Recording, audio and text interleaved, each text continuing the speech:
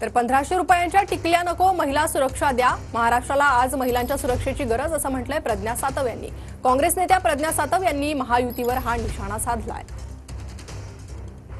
यांच्या प्रचारार्थ आज मीरा येथे रॅली काढण्यात आलेली आहे। यावेळेस काँग्रेसच्या प्रज्ञा सातव देखील सामील आहेत। आज आपण रॅलीमध्ये सामील आहोत, कसा प्रतिसाद आहे? खूप चांगला प्रतिसाद आहे। तिथला आम्ही पहिले संपर्क आलो होतो, त्यानंतर मीरा या गावात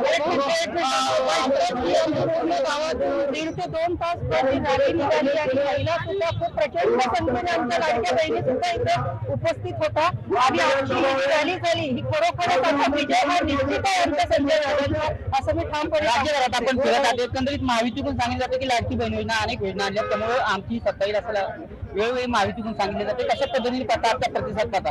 नाही, मी बऱ्याच जिल्ह्यांमध्ये फिरली आहे, तर बऱ्याच जिल्ह्यांमध्ये महिला सांगतायत की काही लाडक्या बहिणीचं काही टेन्शन घेऊ नका, हे 1500 रुपयांच्या टिकल्या काही आम्हाला नकोय, आम्हाला पाहिजे लाडकी बहीण नाही पाहिजे, तर आम्हाला सुरक्षित बहीण योजना ही पाहिजे।